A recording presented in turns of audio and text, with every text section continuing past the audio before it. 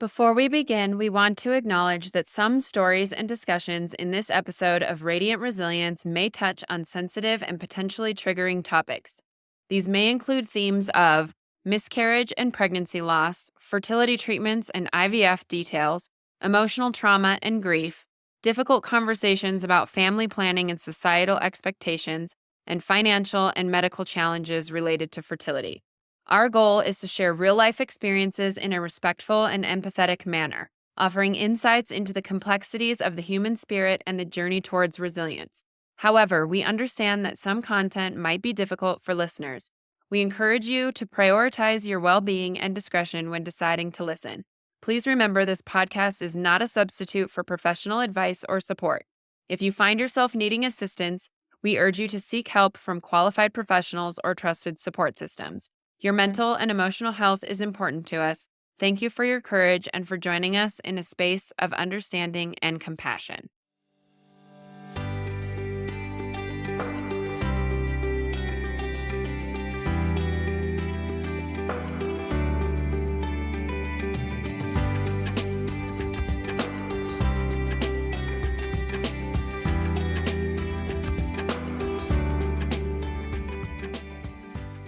Welcome back, everyone, to Radiant Resilience. I have a newish guest in my life today that is here to talk to us, my good friend, Melanie MacKenzie.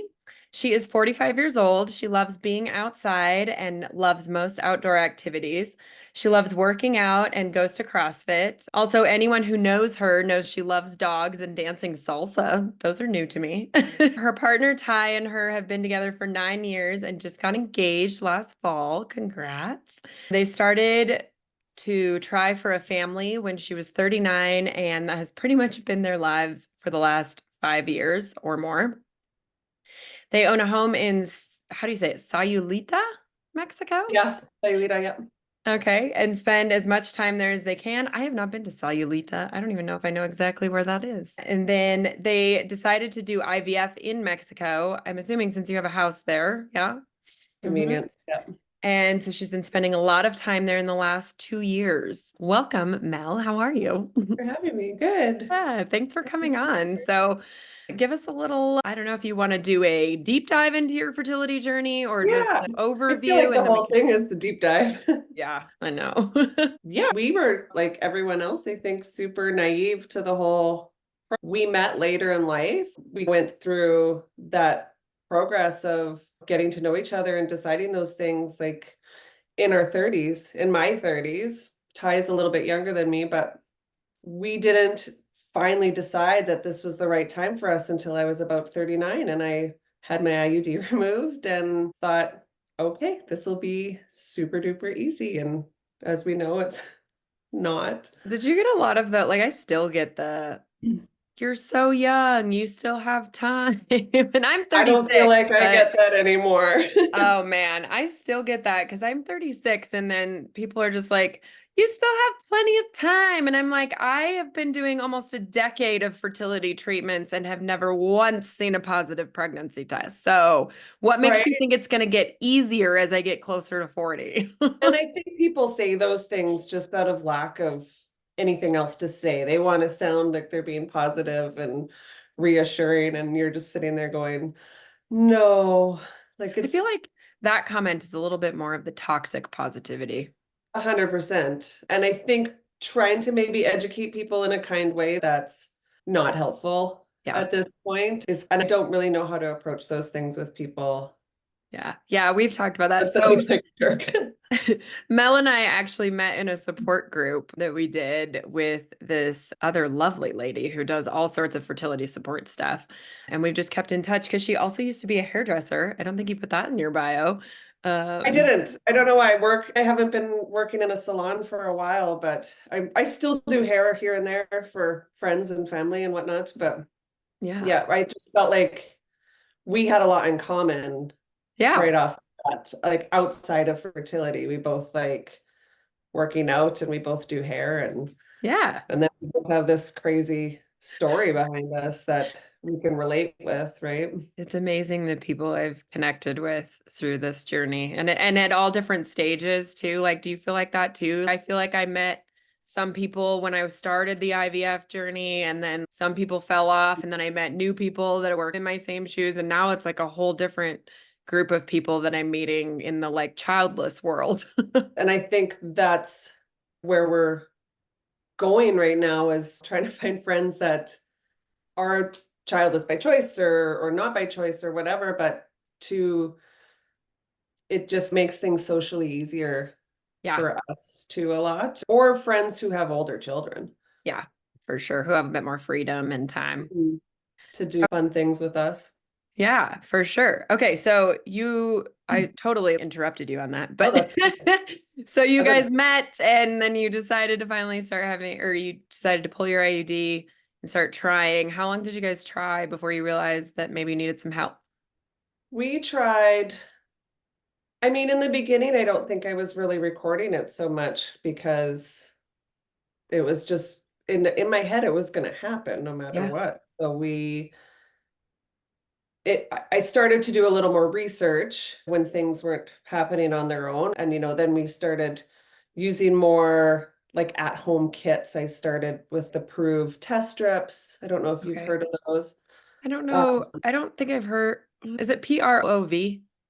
yeah. Well, then I've seen them, but they're like ovulation test strips then. Yeah, but they also record, like they prove if you've actually ovulated. So Mm. you post ovulation would test for your PDG Okay. and, and it proves if you had a progesterone kick, Interesting. or Okay. rise Yeah, or whatever. I never tried those. Yeah. So that was a thing, start just recording more things. And then we did fall pregnant. We got pregnant in October of 2020. Okay. I'm trying to think now, I should have written it down. It was 2021. And I guess a surprise because we'd never seen a pregnancy test before Yeah. or a positive one. So we were super excited and super naive. And like that was it. We were pregnant and that was where things were going for us. Yeah. So I had an ultrasound booked at, I think it was 7 weeks, and Ty was working. And both of us were just so la-di-da about everything that I was like, it's okay, you can come to the next one. Yeah. So I went to the ultrasound alone, and that one was actually okay. I left with a picture. I Oh. left with come back in 2 weeks because it's still really early. And I felt totally fine with it. So we were in a little bit of a bliss. And then the follow-up ultrasound that we had, Ty took the morning off. And I remember, like, I'll just never forget this. We were giggling in the waiting room because I had a full bladder and I had to pee Ugh. so bad. And I just wanted to get in there because I just had to pee. You Jolly. you also have to do that for embryo transfers. As you know, I'm just sharing that with the general public. And I can't tell you how many freaks I've had. I don't know, 8, 9 embryo transfers. And I've literally sat in the waiting room like dying. And I actually have had to partially empty my bladder a couple Yeah. times because I was like, I can't do this. And they're just making you wait. And I'm like, I have to pee Waiting so with bad. a full bladder, just dying. So they do that when you're pregnant too. That's interesting. I didn't know that. I think they do that for, I don't, obviously, I don't know for second, third trimester ultrasounds, but I know I guess for anything over the bladder, they need it to be full so they can see past it. Yeah, so we went in and the ultrasound tech was very silent. And I just knew, I'm like, the last lady was so chatty. This is different. And she said, well, go empty your bladder and we're going to do an internal ultrasound.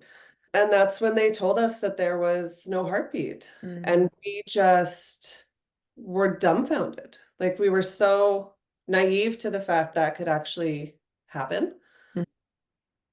Yeah, I think it took me a minute to just realize what was going on. Yeah. Um, Fast forward ahead to follow-up ultrasounds, I got totally prepared to hear those words, but Yeah. that one was a big slap in the face because we were just naive to it. We had no idea. Yeah, sure. And it's not something that, like, I think miscarriage is still something very taboo to talk about. I think it's getting better, but Like people Now I are- talk about it all the time. It seems very Sure. common, but I think ahead or back and I never talked about it. I never knew friends who really had one. No one ever talked about it. So it wasn't on my radar at all. I'm so sorry. And yeah, it was obviously super devastating, but we were still in that mindset where we could just get back on the horse and Sure. try again. Yeah, that was a big whirlwind for us. So we healed from that as best as we could, or how we thought we should. We were another year of trying, and then my GP finally sent us a referral Okay. to the fertility clinic in Calgary. And we were still, at that point, I was just wondering why it was so hard because we really were recording everything. And when you're doing that, it's just so exhausting. And then you don't understand like why you're like, how could we possibly be missing this window? How could we possibly be doing, I don't know. I just think back to being obsessed with taking my temperature, with doing the ovulation test kits and then really making sure we were having sex around the right time and like multiple times, but not too much, but not Don't have it too many times, but don't have it too little times, and it has to be right in this window. And yeah, it's all consuming every month. Yeah. yeah, we hadn't had really any tests done on ourselves either. In hindsight, when I look back, I think of how much more I should have Mm, maybe pushed for. Like now I'm a psychopath when it comes to walking in a clinic. I'm like, no, I want these tests, I want this, I've done the research. yeah, But for then I sure. just kind of went with what I was being told, and okay, we'll test your hormones. Okay, we'll do a test on Tyler. And we waited the full year, which is surprising now because of where we were at age-wise, or where Yeah. I'm at age-wise. But Yeah. Okay. So Mel is in Canada. So I don't know if things are different there, but like here they say you have to try for a year if you're under 35, I think. And then over 35, they say try for 6 months six and then you months, can seek yeah. help. So, My doctor, I don't know if we were a full year before she sent the referral to the okay. fertility clinic, but it would have been a year before we got in. Mm. Like it was, Oh, because is that because of your guys' healthcare? I think so. There's two clinics in Calgary. One's pretty big. I think there's 9 doctors there or something. Oh, And the wow. other one is smaller. There's one doctor. Okay. So we were sent to the big one. I think there's a really high demand for it. And Is it private then there, or does your guys' healthcare cover some of that? How does that work for you guys? our healthcare, we're lucky. Our healthcare will cover a lot of tests. So like blood work, I think, some prescriptions. Nice. I'm not too sure because I really didn't actually get that far with this clinic. Okay. Okay. We ended up deciding to go to Mexico. There were two things. It was during COVID. Mhm. So our appointments were over the phone. Oh, wow. They weren't even over video though. There was no eye contact. There was Mm. no personal relationship. It was just over the phone. So I felt that really daunting because I think you need a bit of compassion from your fertility doctor because you're going through a really hard time. I So don't to know. not even make eye contact with somebody is Yeah, I think the jury's still out on whether or not there's a lot of compassion from them there, but in right. I mean, general, and everyone's different. I've heard mixed reviews about different doctors at that clinic, but I just felt like for us it wasn't the right fit for yeah. sure. We stuck with him a little bit. We actually got our first appointment and had a consultation, and then I got pregnant again. Okay. Um, which I hate saying because you'll get that appointment and then you'll fall pregnant. I feel Um, you on that. and it happened, but we first ultrasound didn't go well for us again. So, quick question. The first time you got pregnant, the first ultrasound you said was super early. Do you remember how many weeks that was? I was about 7 weeks. And then they told you to wait 2 weeks. So then that We, was 9 weeks. yeah, So this one, did you wait a little longer to do yeah, the we went in ultrasound at then? 8 weeks. Okay. So Um, around the same time frame then is the first one. yeah, at 8 weeks, they said it should have been we were measuring on that one about 6 weeks. Okay. So baby hadn't really grown past that, and they were very adamant that it was not a viable pregnancy. We were not as shocked. I guess we went in there expecting that, not Mhm. expecting it, wishing for a different reality But knowing that it was a possibility versus the first time going in where all. we were so blown away by, Mhm. yeah. And I just really wanted a reason. I wanted to know why, and nobody was giving that to me, or nobody was helping me with that. They just kept saying it's probably chromosomal abnormality due to egg quality is where they were going with They just it. immediately went to egg quality. I think because of my age, that's what they were jumping on. Oh, that's kind of Um, crappy, but yeah, okay. that's been a beat down for sure Mm, as far as my part of this whole process is, sure. yeah. And the doctor at this clinic, he really emphasized that all the time. He kept saying things like, due to your age, we should do this, and due to your age. And it just broke my heart because we just have no control over that. That's where our life started. And I feel like that's almost, if I were in your shoes, I would feel like that was my fault. I already feel I started trying at 28, 29.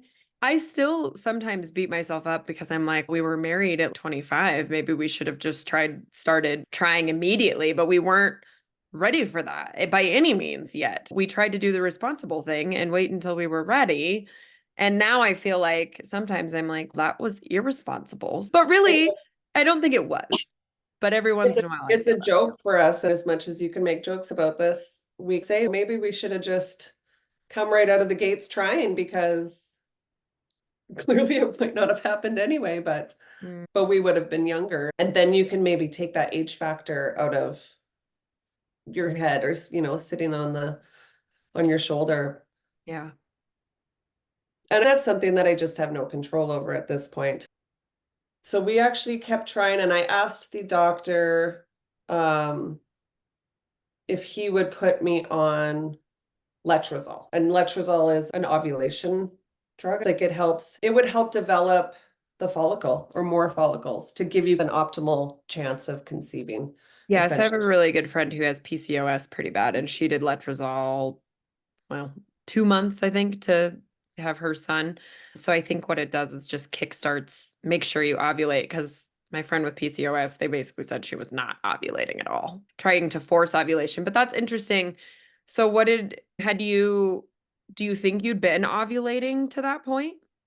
Obviously, I had at least twice. Yeah. Um, Because I'm just asking because I asked my OB at one point. I was like, because that's usually the first step, right? Clomid or letrozole you mhm. start with, and then you go into like IUIs and then IVF. That's usually the natural progression from what I understand from most other people. And nobody ever suggested Clomid or letrozole to me ever. And I did ask my doctor at one point because you can just do that through your OB. You don't need a fertility doctor. Right. And she was just like, well, you ovulate, so no. And I was like, okay, so I never did try it. Yeah, from what I understand, like and they keep saying when you use these drugs, you can have it increases your chances of multiples, because Yes. you can grow 2 or 3 follicles because you're taking these enhancing drugs. So Mhm. I'm not sure why they wouldn't give you that opportunity. I probably should have looked into another doctor and gotten a couple of other opinions. Also, at the time, I don't know. I think that was even after I'd done a couple rounds of IVF. And I was just like, I don't want to do IVF, but can we try this in the interim Right. until I do another round? And she was just like, no. It's such a trial and error process. Like, you're learning as you go, questions to ask your doctors, Yeah. and you're doing the research at home. No one's teaching you this. You Yeah. have to figure it out, or through other people who have gone through this. You look at their stories, see if that's something that relates to you in some sort of way, and take that information. Like, Yeah. I've taken things to my doctor that don't relate to me at all, but I want him to tell me why. So I just want to have all the information that I possibly can now. And then I really didn't. Like, I was really going in blind. Yeah. For Why sure. would you? You talk to people who have healthy living children who still can't tell you how ovulation and conception actually Yeah. works. It just happened for them, so they don't really have to. Yeah, I was talking to my sister a long time ago because she had my niece like right before we started trying. And I remember making a comment about ovulation test strips or something like that. And she was like, "What?" With those. Because she had my nephew on, that was an oops when she was 19. And then my niece was planned, but it was like a 2-month try. And it wasn't Right. like, I don't think she was tracking. She definitely wasn't tracking nearly to the extent that I had gotten to. And it was just interesting to me. I'm like, how do you have 2 children without knowing all this stuff? How did you, is it magic? It seems like it to me, Yeah, that's truly. the other thing. We're like, this is hard. This is a miracle.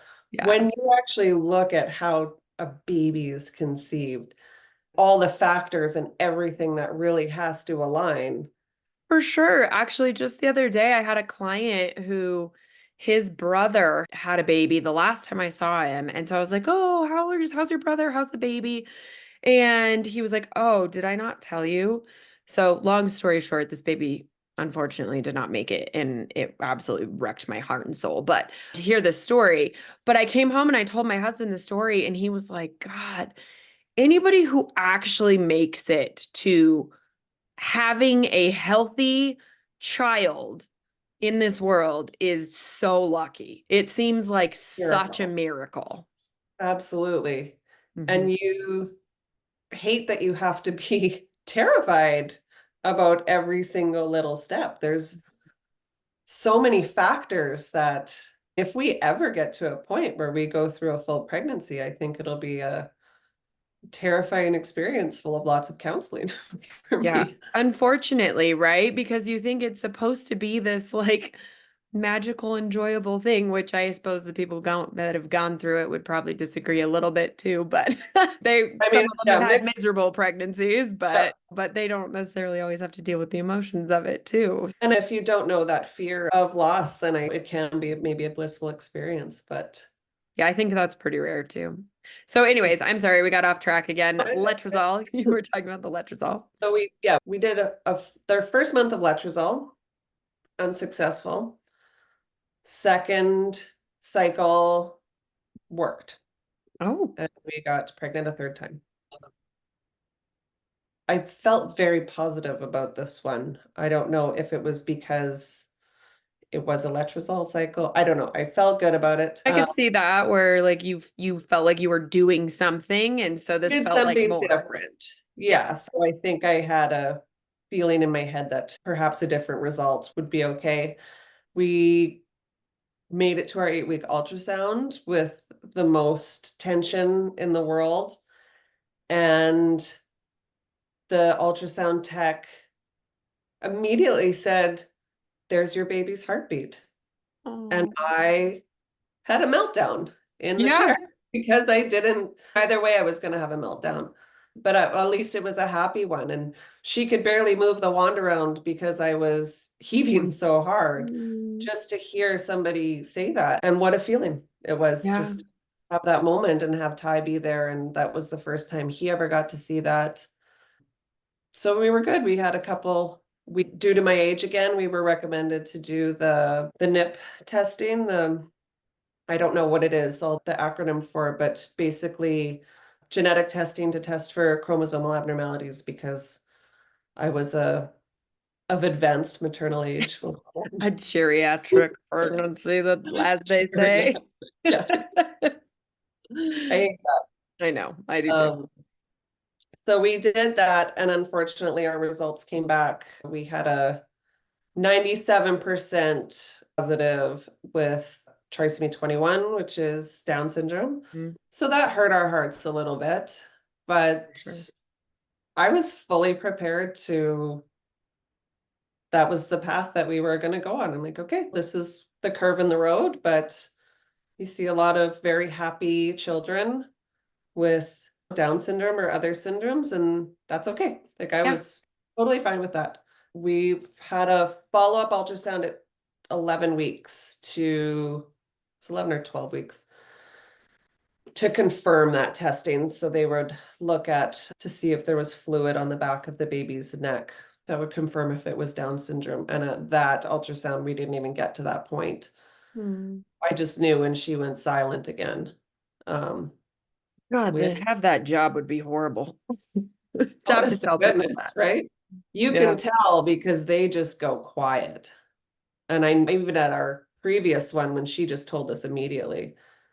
And yeah, we just knew. So they send you to a separate room. You have to meet with the doctor. And it was so funny. I'll never forget this because I just thought it was so insensitive. The doctor said to me, nature has made the decision for you.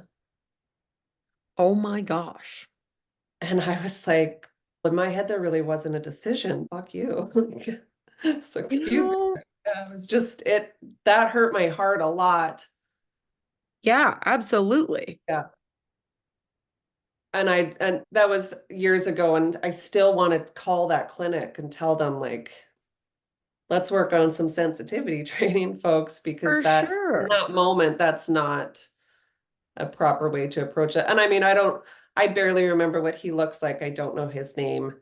I was blacked out, I think, like Yeah. Back just into shock broken. mode.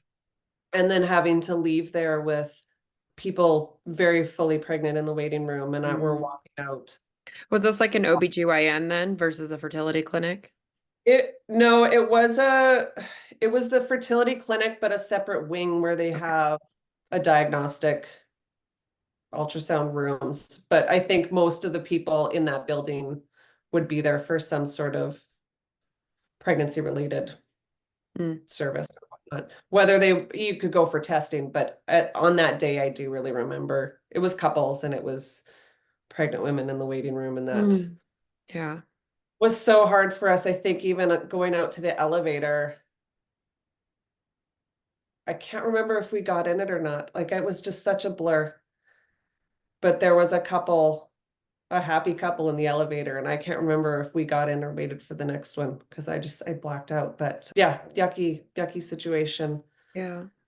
And to have to go home and tell everybody, everyone's kind of wait. I think people know I tend to go silent. So I think people knew when there was no update, here's the picture. Yeah. And because we'd been there before, that was, I think family and friends were expecting that too at that point. Yeah. We're a little more prepared for it, but Ugh. it broke us. And that's Third when one for sure. And you'd made it past the last two pregnancies. and we made it through our genetic testing and like this baby, we were so close to the second trimester. That was the hump that I needed to feel safe, Yeah, you for know, sure. at that point, because that's all we were like, we just have to make it to 12 weeks or 13 Mhm. weeks. And I assume at that point, then you find a new hump that you're Yeah. going to make it over. But Yeah, for sure. that was always the first one for us that we could just never get to. And we actually ended up getting that one tested, the product of conception, they call it, which we knew the result anyway. The baby's Yeah. heart wasn't strong enough due to Down syndrome, and we'll never know for the first two. In the second loss, I begged them to test it. I just wanted to know why if it was genetic chromosomal abnormality, or if there was something wrong with me that couldn't carry. I needed answers, and it's so frustrating to me that you have to have three, which I just think is really disgusting because Yeah. women should have to go through that three times to Yeah. get, you know, some Yeah. sort of answers medically. I was willing to pay for it. I'm like, I will send it to a private lab. I just want to know what is happening and why this is happening. And we'll never know that, but Yeah. I guess assumptions are all we have to really work off of. So we Yeah. decided to move to IVF, not necessarily to conceive, but we wanted to test the embryos because we just thought we can't go through this anymore. Yeah, So for if we sure. have a genetically normal embryo, Hmm. then that'll give us some sort of peace of mind. Yeah. So we moved forward with that and going into IVF, thinking we did our first round in January of last year, so 2023. And I fully believed by April we'd be pregnant. It's Um, it's so amazing to me. I constantly think back to my first round of IVF and how naive I was. Like so naive. I just, especially because we're still somehow right. considered unexplained. And I'm like, I was just like, this is gonna work. And so it's so funny to me when people are like, the relax or stop thinking about it or think positively or whatever. I'm like, I had that mentality in the beginning. 100%. Yeah. You're like, I was there. I was throwing positive and genuine positivity. I wasn't even pretending. I really thought it was going to work. Yeah, and all the way through, because I don't know if you remember, but I had my first egg retrieval. I had 10, no, 11 fertilized embryos that Mm. successfully fertilized. I just had to get them to day 5 and day 6 or whatever. And I was like feeling good. They took a lot out of me. We had a good fertilization rate. I was Good like, chance. yeah, Yeah. I was like, this is great. I even made a comment. This is terrible, but I even made a comment. I don't even remember the conversation, but I said to Colin at one point, I was like, I just made your parents 11 grandchildren. Like, that was something we were talking about as parents. I don't even remember. I was like, I just made them 11 grandchildren. And he was like, okay, Tawny. And I was like, no, really. But you really believe it's going to work because Mhm. And then that it phone does. call that I had one embryo left wrecked me, absolutely wrecked me. So, That is devastating news when you get those phone calls and you start out with such a good ratio. And I think that's one of the things that a lot of people don't understand. Even supporting a friend going through it, like how quickly those things drop. I think our first retrieval, we had 15 eggs and we ended up with 2 embryos and neither of them were normal. We went from 15 to 0. I know when you tell people who aren't familiar with the process, you're like, oh, I had 19 eggs. And then, like, I think I had multiple egg retrievals. I don't remember the exact numbers now, but I had a couple that were 19, 18 in those upper numbers. And that sounds great. But I'm like, yeah, but even my fertility doctor in Turkey, the first time that I went there, he was like, oh, yeah, you're going to have lots of embryos. You're going to be fine. And I'm like, I've already done this 2 or 3 times at that point here in the US. I'm like, okay, I have started with this number before and I have ended with practically none. So, Yeah. And like, when the doctor's positive, you're a little more uplifted, right? yeah, at that point, I think I was like, yeah, you don't know because you haven't worked with me before. And I Let's know it wait and looked see. good. But yeah, anyways, so you went in for your first IVF. We went for our first IVF. Did Yeah, you we do that got in Canada? we did it in Mexico Okay. after that last loss. And so my fertility doctor in Calgary had said, you have to do IVF now because of your age. And I started looking at clinics down there. We were looking at the price, which is funny now because we've done so much of it that we've just spent $1 zillion anyway. Yep. But also, I just wanted a different experience than what we were getting. And having one Zoom meeting with this doctor down there, I felt like he was going to be the right fit for me on a personal level. Yeah. And I still believe that, even though we've not had success, I have a really good relationship with the doctor and I'm very candid with him and he takes it from me. But I also try to do as much research as I possibly can and come to him with questions and whatnot. I digress. But yeah, so we did that round. We ended up with 2 embryos to send for PGT testing to see if they were genetically normal, and they were not. Neither And one. neither one. And we were stunned. And they're still saying it's most likely due to egg quality. So we did 2 more retrievals after that. I did 4 egg retrievals in 6 months. I Wow. just hammered them out. I didn't want to waste any time. Sure. So we thought we would bank The second retrieval, we ended up with two embryos again.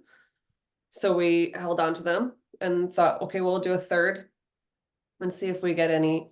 On the third, I think we changed my protocol a little bit. I don't know why he did that, but it was just a little tweak. We ended up with zero embryos Oh on the no. third. So we had nothing to even send away Ugh. for testing. That was just such a kick in the gut. Um, I didn't see that coming at all. Mm. Yeah. I remember, God, I was in a restaurant when he called me too. I had to like get the waiter to come over, make my food to go, sobbing in this restaurant, Mm. just wondering how that was even possible that we ended up with nothing. And so then we decided to do a fourth. I think my doctor just really felt bad for us and he gave us a fourth round with all I had to pay for were the meds. Wow. That's really kind. Very kind of him. And maybe he felt responsible because he changed my protocol in the third. So we did a fourth. I went home for a cycle and came back and hammered another one out. And that was last June. So that was a year ago. And we ended up sending three away for testing and they all came back abnormal. And so we were still at zero. And it's Oh. devastating because you put yourself through so much trauma, really is the word for it. Emotionally and physically, right? Egg retrievals are no joke. They're hard shit physically. I never want to do it again. They're I horrible. know. I feel It you. is so emotionally aside, just putting your body through that hormonal change. I don't know about you. I found that post retrieval, when your body was readjusting to your normal hormones, was when I felt the worst. Mm. Like my emotions were all over the place. Mm. I had rage. I felt guilty because I was constantly like checking with my husband. I'm like, are you okay? You're not mad at me that we did this. Like, Hey, and that was all in my head. It was all in yeah, my head. It was all emotional. It was all hormonal. But yeah. I felt guilty, like I had forced him into something he didn't want to do, and that's not even true. So, You create these stories in your brain and yeah, I hated it. I don't take it lightly, like for anyone who's thinking about doing that. And I felt like each one got worse for mm, some reason, and whether or not that was a buildup of all those hormones and then coming off the hormones, or if I had just done so many in such a short period of time. But yeah, they were horrible. It yeah. was so fun. So we decided to stop doing egg retrievals. We didn't feel like we were gonna get anywhere with that. Mm, And we made the decision to start looking at donor eggs. okay. So my doctor had sent us it's a catalog basically. It's just the weirdest thing. You're choosing genetically what your future is going to look like. Yeah, that's interesting. I've heard that it's the same way with sperm if you use a sperm donor as well. It's the first time I looked through it, I chose no one. No Mm, one was acceptable.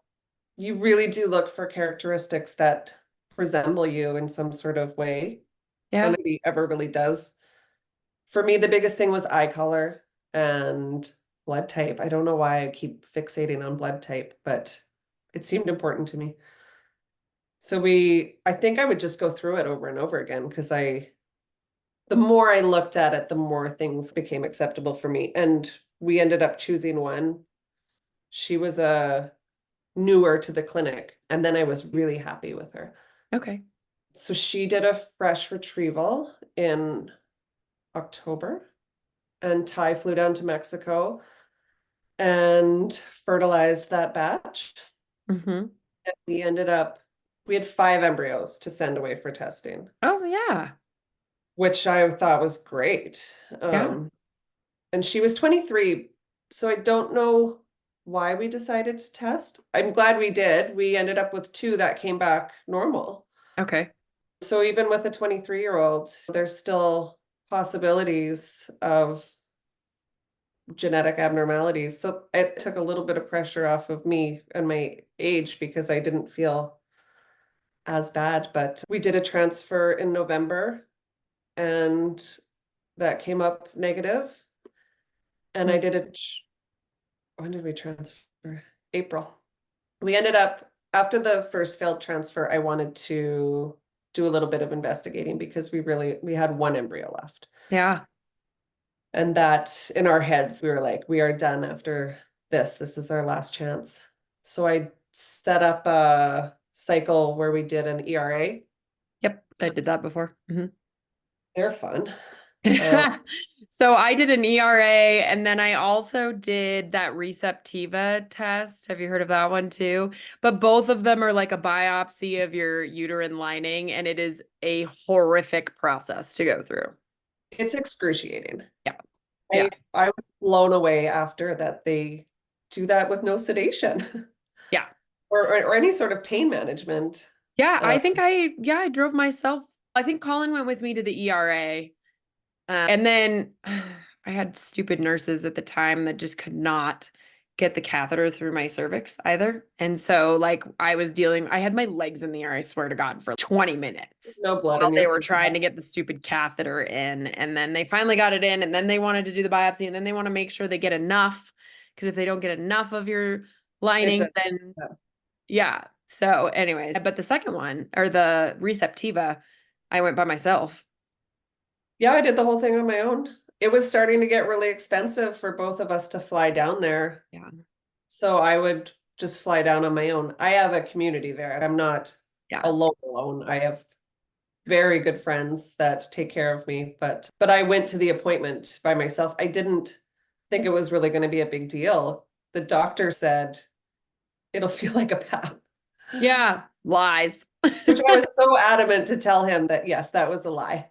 Yeah. He said, "How was that?" I'm like, "That was terrible." Like I was trying to crawl out of the chair and I was just sweating. And I said to him, like, "I can't do this anymore." And he said, "Okay, we're done." But it was a lot of scraping. And we got results back from that. I did the endo trio, so he had to do 3 biopsies that day. Okay. The one was the ERA, and that's to test your receptivity on implantation if they're doing the progesterone correctly. The other 2 was for a microbiome Okay. and infection, I believe. I actually just had a friend who's a nurse at a fertility clinic reach out to me about the infection part of that. She said if you can test for, I can't remember the name of the infection they specifically look for, but Ureaplasma is what. yeah, I think that I could look at my text messages from her, but yeah, it was something like that. And she said it's pretty easy to treat. It's only like 21 days of doxycycline, but both partners have to take it because you can be reinfected by your partner. He sent me home with that because I had left Mexico before we had test results. So I actually left with that, yeah, doxycycline and didn't end up having to take it. The microbiome was really the only thing that came up abnormal, and that's easy to fix with a probiotic, basically. Okay. So everything looked above board as far as doing transfers. So I went back in March to do my second transfer. And during monitoring, I had a big old follicle that grew Okay. through my meds, which didn't Okay. happen on the first one and didn't happen on the ERA cycle either. So we had to cancel my cycle. Oh And I man. had to, because I ovulated on my own, which was crazy because my body just couldn't cooperate. Yeah. And it's just frustrating because then you've already started your medication. I think I Yeah. was 2 weeks into meds. It's time wasted, it's money wasted. You have For to, sure. and when everything works on a monthly cycle, knowing that you have to wait a full month again to start, mentally, it's just exhausting. Yeah.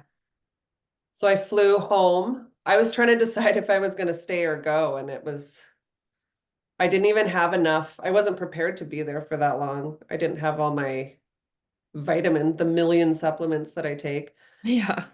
So I flew home, reset my brain, got back on the horse and flew back down and did another transfer and fully believed that one was going to work because we'd done all the testing.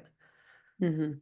We added a couple extra different medications on top of the ones we were taking, and we ended up with a failed cycle again. Mm-hmm. So you're And back to square one again. we have 0 embryos. We are at square one, Mm-hmm.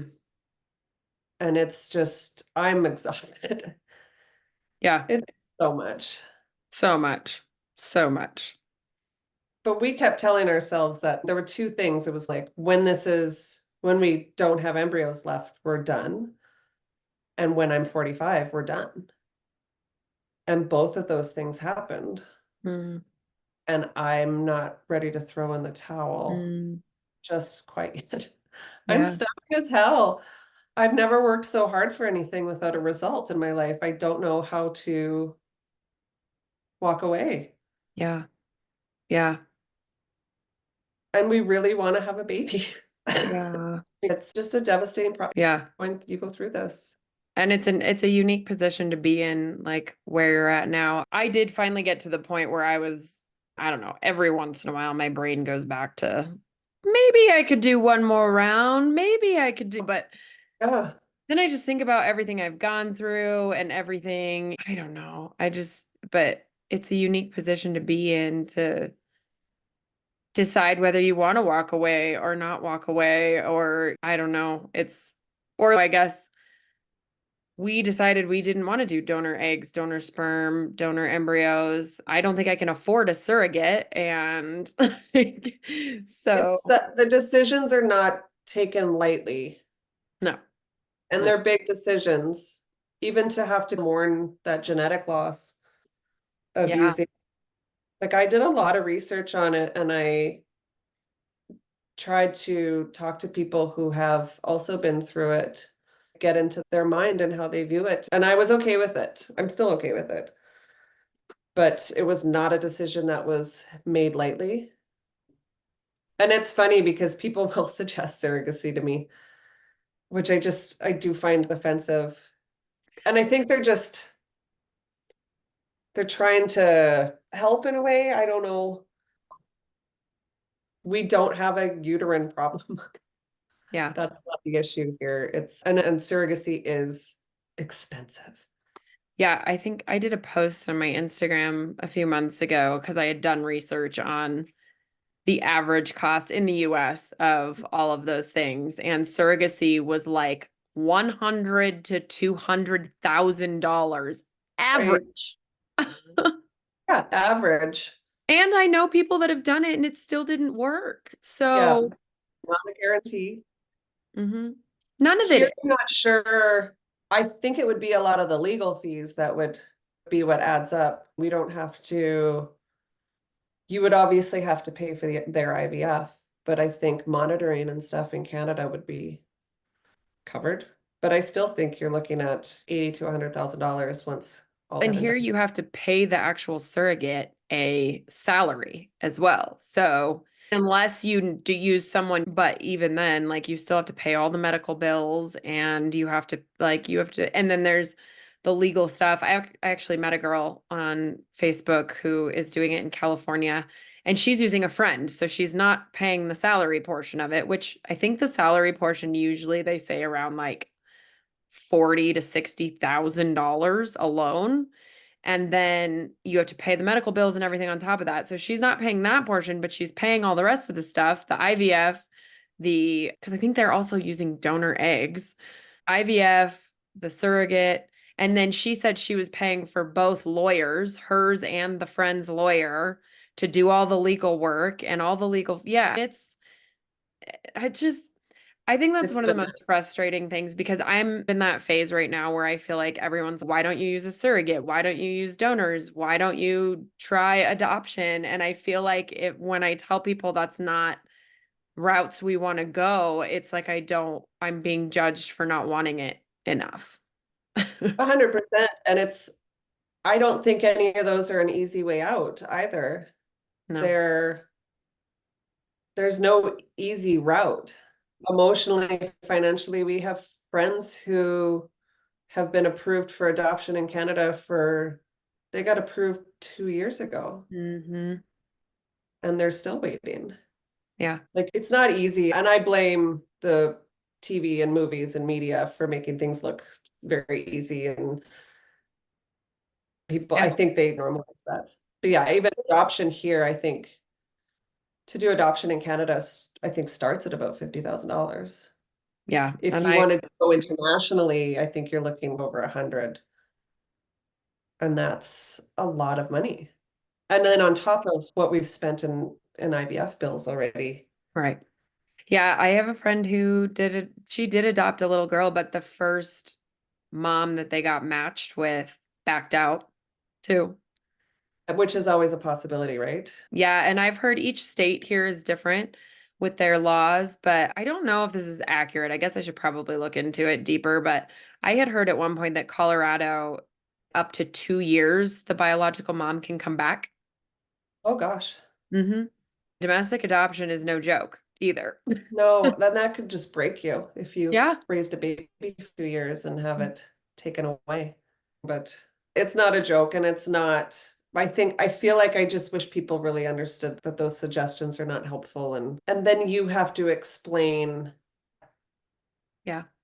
why you're doing that. And it's just every time you go through it, it's so exhausting and it just grinds at your soul a little bit to keep explaining.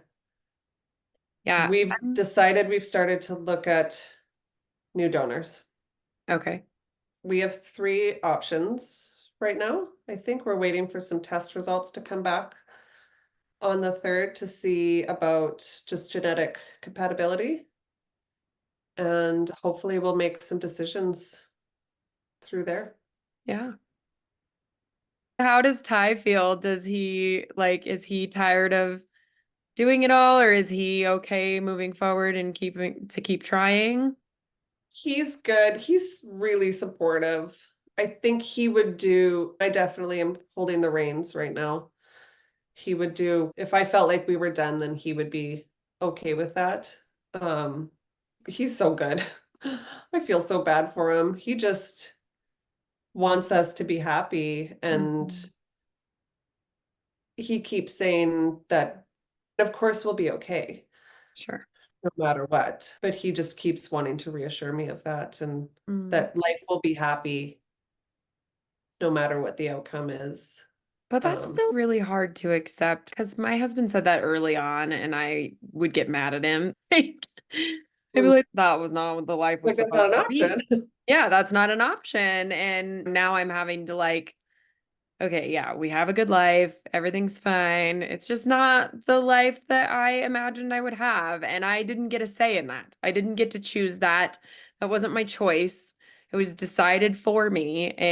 But I Yeah. do envy their positivity a little bit in that they can look at it that way and not have the same emotions attached to it that we do. I envy it a little bit and I feel bad for him because I feel like he has to do that for me. I wonder if he was kind of running the situation. I just feel like he feels like he has to be positive so that I have something to lean on. Hmm. Um, and I always want him to know that he can share his own feelings and sometimes as a woman you misinterpret that too. I don't know if you've ever gotten there, but I'm like, don't you care? Yeah. Why aren't you Why as is sad this as why is this not affecting you the same way? Am I the only crazy person in this relationship? the answer is yes. Yeah. But I think he's just trying so hard to be the hold me up guy that he's not feeling his own feelings as much as he maybe should be. And yeah, it's really hard on relationships too. I don't think this will break us. It's definitely made us stronger, but it's hard. It's broken a lot of relationships. I know people that are on the verge of divorce or have been divorced because of it. And I know women that are like, I'm going to do everything in my power to make this happen. And the men are like, I'm done. I can't watch you go through this anymore, which is fair, right? And they're going through it too. But I have I have friends that are like, I told him, like, okay, or walk then, and I'll find a sperm donor.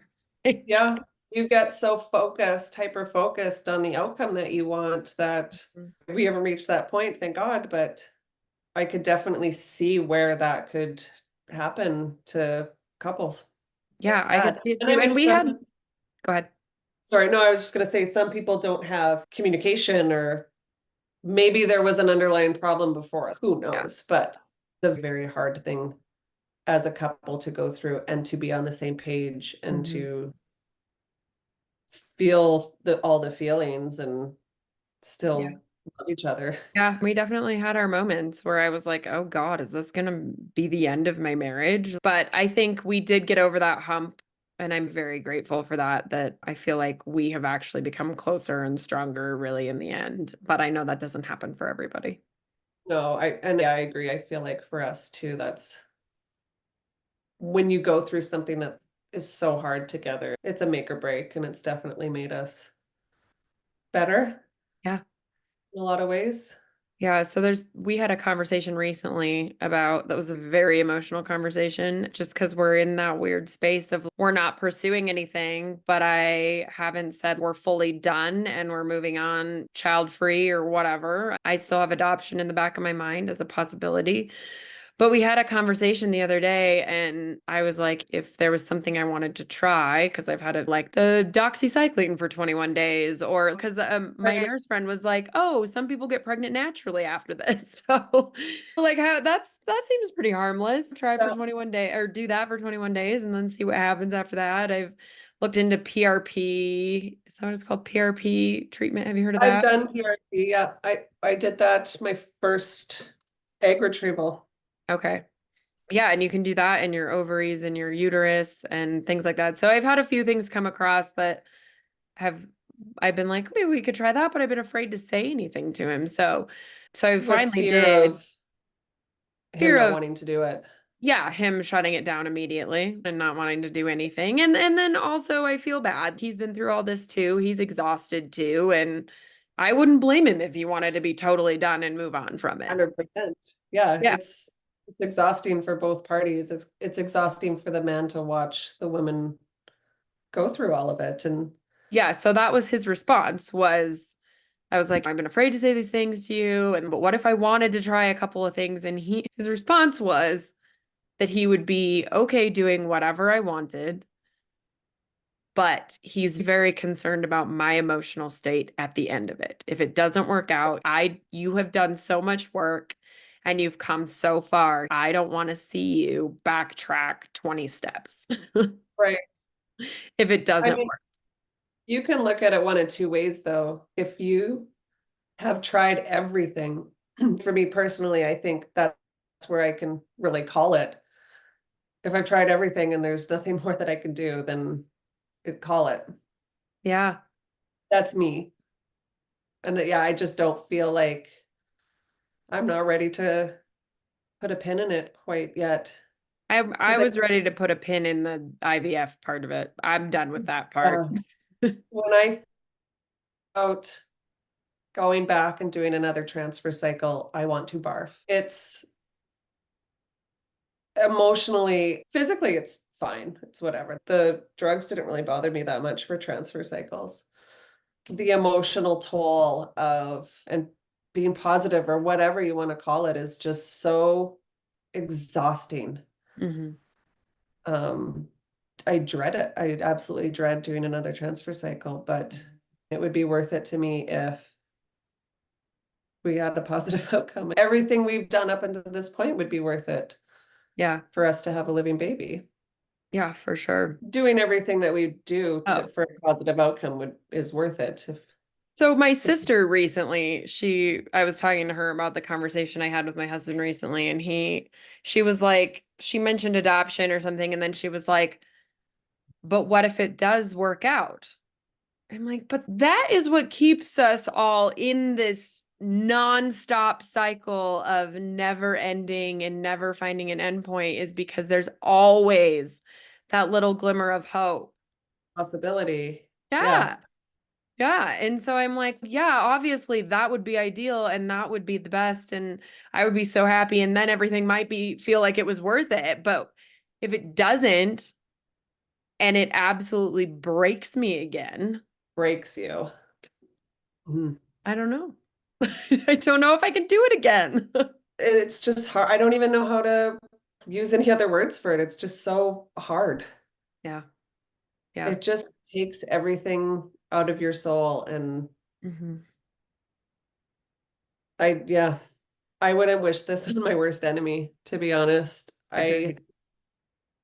When I listened to your story, it just broke my heart because I know all those feelings. And to hear somebody else go through that, it's just devastating because no one should ever have to feel that way.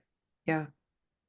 It's And not, it's repetitive too. It's over and over and over. And how many times are we supposed to deal with that? it is the frickin' definition of insanity. Yeah.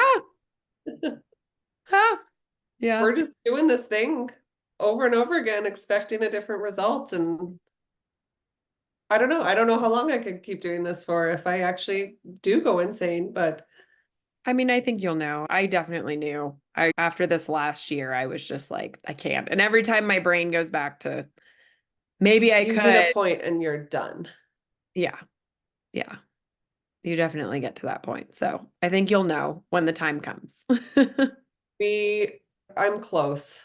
I feel like this really is going to be my last kick at the can, and we'll see how the summer goes and where we can move forward from this. I'm still waiting on test results and Yeah. um yeah, move forward from there and Yeah. fly back to Mexico. At least you could have gone to Mexico a few times. I was going to Turkey and that was so far away. It was far. It was just so far. I was thinking that when I was listening to you talk about it, Rick, I've gone back and forth so many times, and that's a 4.5 hour flight for me to Turkey. Holy cow. Yeah, it was a jaunt for sure. But I do Oh, love Istanbul. It's a pretty fantastic city. So I was like, I could do this. And I went by myself once for my one transfer and I really enjoyed it. I had the whole week yeah, to myself and I went around the city like a normal tourist. I did all the things I've already done before, but it was still fun. course, yeah. And you do have to make the best out of those Mhm. situations too. But yeah, that it would just to keep doing that over and over again and having to travel for it. It's different when you're doing it in your hometown and you don't have to go anywhere. Yeah, and my clinic here was 5 or 10 minutes from my house. So that was really nice. But it's a pain in the ass to juggle the doctor's appointments and then not knowing exactly when the egg retrieval is going to be or the embryo transfer is going to be. Like I would end up having to take like a whole week off just in case so that I didn't have to Yeah. move clients around. Kind of, yeah, you're balancing on either end and it's working around your cycle that Yeah. you're trying to throw flights in the mix and okay, I have to be there on this day, but I don't know when my cycle is going to start. So you can't even book flights really until you start your period, Which or you also makes think you it might. expensive. Yeah. 100%. Yeah, we spent a lot of money. Last year wasn't, or like this current year wasn't as bad. Last year was really bad for flights. They were super expensive. Ty was flying down just to do his part because he was full-time working. So he'd come down. We'd try to arrange it so it could be over a weekend if it was possible, so he could take a day on either end. He'd fly down for 4 days. But the one flight home, I think one way was $1,200 for him. Wow. And Yeah. just how it worked out with how the flights were like it really adds up and you don't have a lot of control over that. And he Yeah. had to, Yeah, you guys are unfortunate that you don't have the credit card point system that we have here because that has saved me in that regard. that was a conversation I was having with girlfriends the other day about, yeah, air miles and or airplane points or whatever. Yeah, I don't have that on my credit card, so it would. Yeah, all of our Canadian friends are jealous of that because I think that's not really a thing in Canada, not like it is here. I literally haven't paid for a flight in 5 years or more. So, Amazing. yeah. I'm Yeah. I'm paying out of my butt for flights right I now. know. They are And I think that if I had to pay for flights, I think we would have maybe reconsidered. Turkey and doing something in Europe or doing something just closer by because flights would be horrendous I mean, for sure. essentially, it's just a medical expense at this point. You tack on $1,000 for every round you Yeah. do is your flights Yeah. per person, more or less. But Yeah. it's Ugh. just kind of part of the game. Yeah. Mel, thank you for sharing your story. Thank you for coming on and having this conversation with me. I feel like I could talk to people all day long about this topic. Same. When I heard your story, that was just so brave of you to publicly share that. And I think it really does help people I who hope are so. going through it. I don't know. I know my family and friends have heard it over and over again, but to just for somebody else to be able to relate and maybe it helps somebody else or whatnot, it's just important. Yeah. Yeah. It's just important to share things, and I'm really open if anybody ever wants to contact me or ask questions, or if they're going through it and need an ear to listen or whatever. I want people to be able to share it because I think that's really helped me too, is relating to others and even just getting information that you might Yeah. not have known in the beginning, right? Yeah, for sure. Yeah, I'll put all of your contact info in the show notes for this so that people can contact you and reach out. And yeah, so thank you so much for sharing all this and being vulnerable. And it's tough stuff. So thank you. It's tough. Yeah, I think I took a little chapter out of your page and Hmm. you inspired me. Oh, thank you. I'm glad. I'm glad because I do. I think that sharing it was hard. That was a hard episode for me to do, but I got through it and it was okay. So I do think it's important to share for people to not feel alone. Thank you so much for coming on. I appreciate you and we'll talk soon. And good luck. Maybe if you feel like it at some point, you can come on and share an update at some point. For sure. Yeah, of course. All right, everyone. We'll see you on the next episode. Thanks for listening.